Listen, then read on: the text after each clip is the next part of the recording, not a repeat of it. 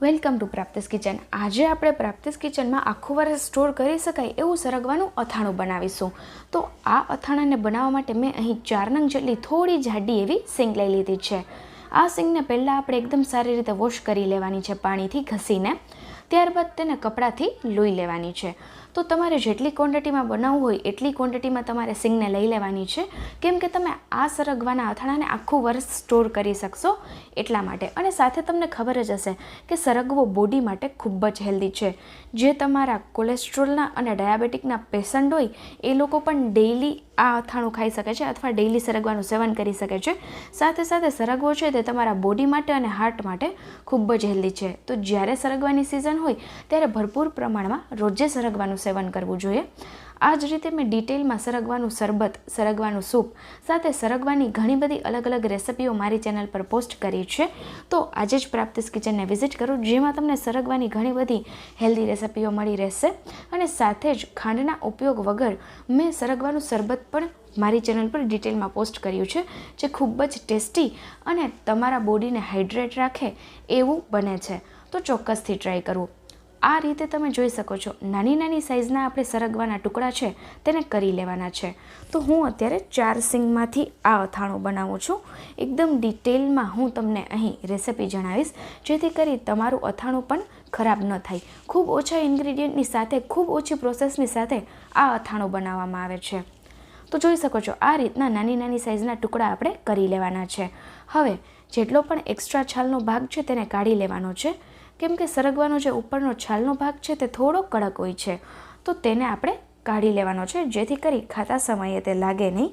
આછો કાઢી લેવાનો છે, વધારે નથી કાઢવાનો. તો આ જ રીતે આપણે બધા સરગવામાં પ્રોસેસ કરવાની છે. સાથે જ અત્યારે સમર સ્પેશિયલ રેસિપીઓ તમને ઘણી બધી મળશે પ્રાપ્તિસ કિચનમાં. લાઈક તમારે અત્યારે કોઈ પણ શરબત અથવા તો આઈસ્ક્રીમ બનાવવું હોય તો ડિટેલમાં તમને આઈસ્ક્રીમની રેસિપીઓ પણ મળશે. અને સાથે અત્યારે સિઝનના કેરી ગુંદાના અથાણાની અલગ અલગ રેસિપીઓ પણ મળશે. અને સાથે જ હેલ્ધી અને ઓઇલ ફ્રી અથાણાની રેસિપીઓ પણ મળશે, જેમાંથી બિલ્લાનું અથાણું જે તેલના ઉપયોગ વગર બનાવવામાં આવે છે, સાથે જ પંજાબી અથાણું જેમાં તેલનો ઉપયોગ કરવામાં નથી આવતો, સાથે જ કાજુ અને ખાજૂરનું અથાણું જેમાં કોઈપણ જાતની ગળાશનો ઉપયોગ કરવામાં નથી આવતો. તો આવા ઘણા બધા હેલ્ધી અને જલ્દીથી બની જતા એવા આખું વર્ષ સ્ટોર કરી શકો તેવા અથાણાની રેસિપી મારી ચેનલ પર પોસ્ટ થયેલી છે. તો આજે જ પ્રાપ્તિસ કિચનને વિઝિટ કરો. તો આ રીતે આપણે બધી સિંગોને સમારી લીધી છે. જોઈ શકો છો, આ રીતના નાના નાના એવા આપણે ટુકડા કરી લીધા છે.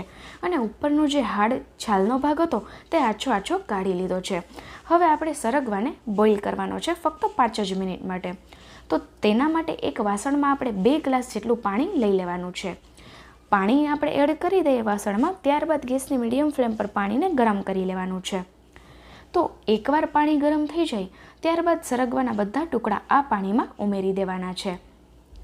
અને હવે આપણે ઢાંકીને ફક્ત 5 મિનિટ માટે ગેસની મીડિયમ ટુ હાઈ ફ્લેમ પર સરગવાને કૂક કરી લઈએ. ફક્ત 5 જ મિનિટ આપણે આ પ્રોસેસ કરવાની છે, જેથી કરી થોડો આમથો સોફ્ટ છે તે સરગવો થઈ જાય. 5 મિનિટ જેવું થયું છે. હવે આપણે ચેક કરી લઈએ તો કલર જોઈને જ અંદાજ આવી જશે કે આપણો સરગવો થોડો કૂક થઈ ગયો છે.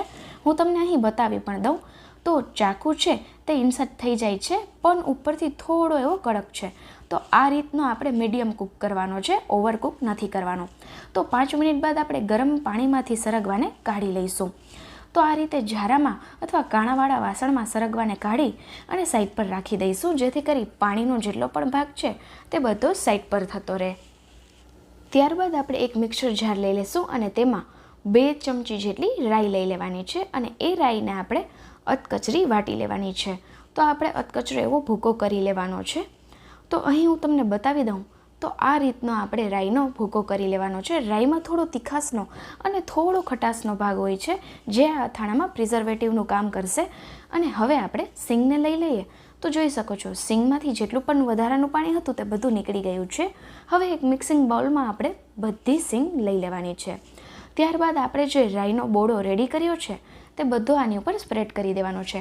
આ ખૂબ જૂની પ્રોસેસ છે. આ રીતે રાઈને પીસીને અથાણામાં ઉમેરવાની પ્રોસેસને રાઈનો બોળો આપ્યો કહેવામાં આવે છે. ત્યારબાદ હવે આપણે સ્વાદ અનુસાર નમક ઉમેરવાનું છે. તો 1 ચમચી જેટલું નમક છે, સાથે જ અડધી ચમચી જેટલો હળદર પાવડર છે. આ ત્રણેય વસ્તુ એડ થઈ જાય એટલે આપણે સરગવાની સિંગને આ ત્રણેય મસાલામાં એકદમ સારી રીતે કોટ કરી લેવાની છે.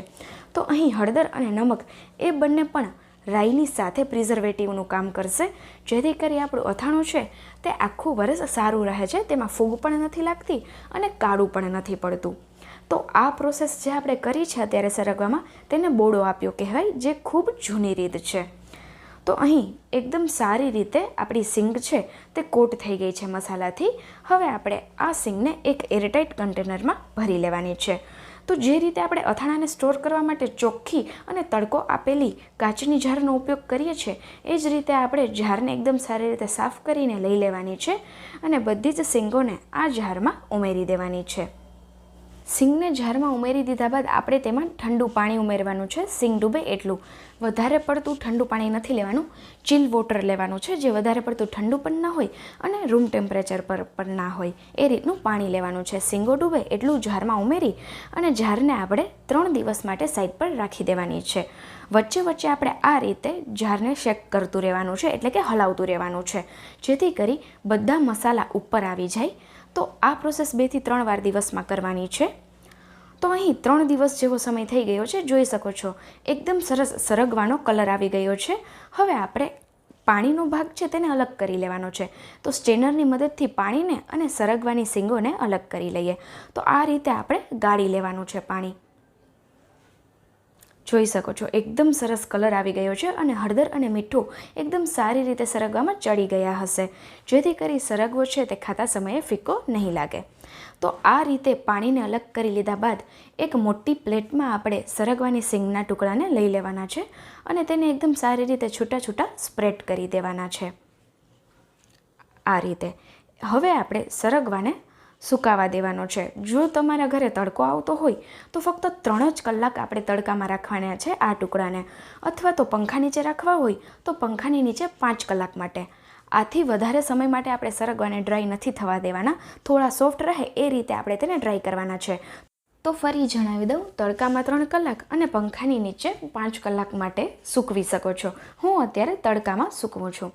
તો 3 કલાક બાદ હું તમને બતાવું તો જોઈ શકો છો થોડો અમથો આ સરગવો છે તે હજુ લીલો છે, એટલે કે સોફ્ટ છે. જોઈ શકો છો આ રીતે વધારે પડતો હાર્ડ નથી થયો.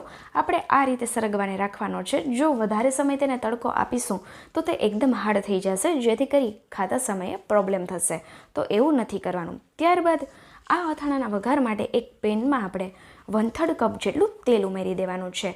કોઈપણ અથાણામાં તમે તેલનો ભાગ વધારે રાખો તો તે લાંબા સમય માટે સારું રહે છે, બગડતું નથી.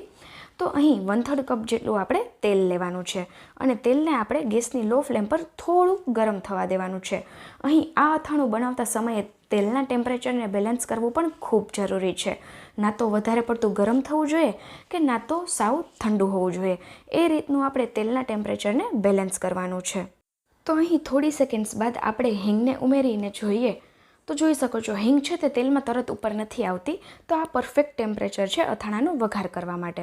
હવે આપણે તેમાં 2 ચમચી જેટલા મેથીના કુરિયા, 2 ચમચી જેટલા રાઈના કુરિયા ઉમેરી અને સાથે જ આપણે તેમાં અડધી ચમચી જેટલી વરિયાળી અને 1 ચમચી જેટલા આખા તીખાના દાણા ઉમેરી દઈએ.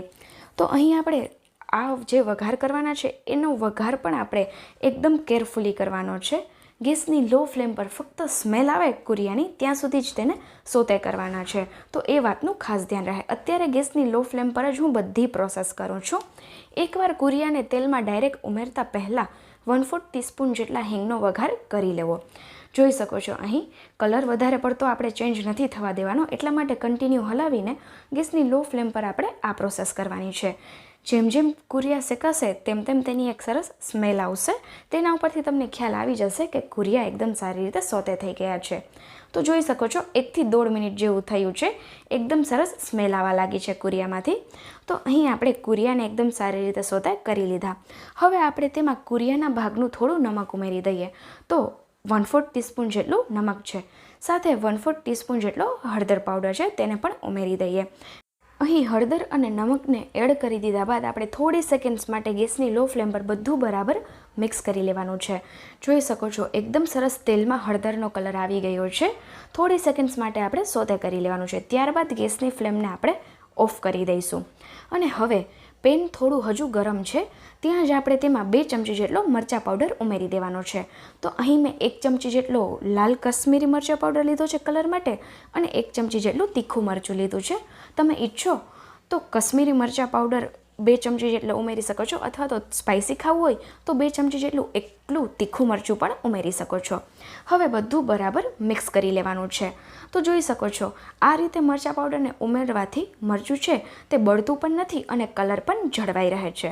મરચું મિક્સ થઈ જાય ત્યારબાદ આપણા સરગવાના ટુકડા પણ ઉમેરી દેવાના છે. અત્યારે ગેસની ફ્લેમ ઓફ જ છે અને ઓફ જ રાખવાની છે. હવે આપણે બધું બરાબર મિક્સ કરી લેવાનું છે. આ રીતે મિક્સ કરવાથી સરગવાના સિંગના ટુકડાની ઉપર એકદમ સરસ રાઈના કુરિયાના અને મેથીના કુરિયાનો જે મસાલો આપણે રેડી કર્યો છે તેનું કોટિંગ એકદમ સરસ આવી જશે. તો આ રીતે એકદમ બરાબર બધું હલાવી અને મિક્સ કરી લેવું. તો અહીં પ્રિઝર્વેટિવ તરીકે ઘણી બધી આપણે એવી વસ્તુઓ એડ કરી છે જે અથાણાને આખું વર્ષ સ્ટોર કરશે. અને સાથે જ આપણે હજુ એક વસ્તુ એવી ઉમેરવાની છે જેનાથી ખટાશ પણ આવશે અને એ પ્રિઝર્વેટિવનું પણ કામ કરશે. તો તે છે વિનેગર. તો મેં અહીં વ્હાઇટ વિનેગરનો ઉપયોગ કર્યો છે જે 2 ચમચી જેટલું છે. તો આ રીતે લાસ્ટમાં આપણે વિનેગરને ઉમેરવાનું છે અને મિક્સ કરી લેવાનું છે. આનાથી આપણું અથાણું લાંબો સમય સારું પણ રહેશે અને સાથે થોડી ખટાશ પણ આવશે. તો વિનેગર એડ થઈ જાય એટલે બધું બરાબર મિક્સ કરી લઈએ. તો લો અહીં આપણે સરગવાના અથાણાનો વઘાર કરી લીધો અને હવે હું તમને અહીં બતાવીશ કે આખું વર્ષ આપણે કઈ રીતે આ અથાણાને સાચવવું. તો આ રીતે અથાણું બની જાય ત્યારબાદ મેં બાજુના ગેસ ઉપર અડધા વાટકા જેટલું તેલ છે તેને ગરમ કરવા રાખી દીધું છે. તમને ખબર જ હશે જ્યારે પણ આપણે કોઈ પણ આખું વર્ષ સાચવવા માટેના અથાણા બનાવીએ છીએ તો તેલને ગરમ કરીને ઉમેરીએ છીએ જેથી કરી અથાણું ખરાબ નથી થતું. તો આ અથાણામાં પણ એ જ પ્રોસેસ કરવાની છે. તો પહેલાં આપણે એરટાઇટ જાર લઈ લઈએ અને તેમાં સરગવાની સિંગના ટુકડા છે તે બધા ઉમેરી દેવાના છે. જારને એકદમ સારી રીતે સાફ કરી અને કોરી કરી લેવાની છે. હવે આપણે તેમાં સરગવાના ટુકડા એટલે કે વઘારેલું અથાણું બધું અંદર ભરી દઈએ. ત્યારબાદ અહીં અડધા વાટકા જેટલું ગરમ કરેલું તેલ જેને મેં રૂમ ટેમ્પરેચર પર આવવા દીધું છે એટલે કે ગરમ કરી અને ઠંડુ કરી લેવાનું છે તેલને. અને એ તેલને આપણે જે અથાણું વઘાર્યું છે એ પેનમાં ઉમેરી અને સારી રીતે હલાવી અને આ અથાણામાં ઉમેરી દઈએ. તો અહીં એ વાતનું પણ ધ્યાન રહે કે તેલને આપણે પહેલાં ગરમ કરવાનું છે ત્યારબાદ તેને ઠંડુ કરી અને અથાણામાં ઉમેરવાનું છે. તો આ રીતે આપણે તેલને ઉમેરી દઈએ. અહીં તેલ કેટલી ક્વોન્ટિટીમાં ઉમેરવું તો જો તમારે વધારે ક્વોન્ટિટીમાં અથાણું હોય તો સરગવાની સિંગના ટુકડા ડૂબે એટલું તેલ આપણે ઉમેરવાનું છે. તો અહીં હું બધું તેલ ઉમેરી દઉં છું. ત્યારબાદ હું તમને બતાવીશ કે કેટલો સરસ કલર આવ્યો છે અથાણાનો. અને આ અથાણાને આખું વર્ષ સાચવવું હોય તો તેલની ક્વોન્ટિટી થોડી વધારે રાખવી પડશે જેથી કરી અથાણું સારું પણ રહે અને આપણા સરગવાના ગુણો પણ જળવાઈ રહે અને અથાણું કાળું પણ ના પડે. તો જોઈ શકો છો સરગવાના ટુકડા ડૂબી ગયા આપણે એટલું તેલ ઉમેરી દીધું. આ રીતની આપણે જારને ભરી લેવાની છે. મારો આ વિડીયો તમે કયા સિટીમાંથી જોવો છો તે મને કમેન્ટ સેક્શનમાં ચોક્કસથી જણાવજો. અને સાથે જ આ અથાણાને તમારે કઈ રીતે સ્ટોર કરવું તો ફ્રીઝમાં સ્ટોર કરવાની જરૂર નથી. રૂમ ટેમ્પરેચર પર જ એટલે કે ફ્રીઝની બહાર જ અથાણું આખું વર્ષ સારું રહે છે અને એક જ સરખા કલરની સાથે જળવાઈ રહે છે. તો હવે જ્યારે પણ સરગવો ખાવાનું મન થાય તો સિઝનની રાહ નહીં જોવી પડે. જો તમે એકવાર આ અથાણું બનાવી લીધું તો સાથે જ ગોળ કેરીનું અથાણું, કેરી ગુંદાનું ખાટું અથાણું, વઘારેલા છુંદાનું અથાણું અને તેલ વગરના અથાણાની રેસિપીઓ પણ તમને મારી ચેનલ પર મળશે. હું તો હર વર્ષે આ અથાણું બનાવું છું. તમે બનાવી અને મને કમેન્ટ સેક્શનમાં જણાવજો કે તમને આ અનોખા અથાણાની રેસિપી કેવી લાગી. સાથે જ આપણે આવા ટિપ્સ એન્ડ ટ્રિક્સની સાથે ડિટેલમાં અનોખા રેસિપીના વિડીયો સાથે આપણે મારી ચેનલ પર ફરી મળીશું. બાય. Thanks for watching.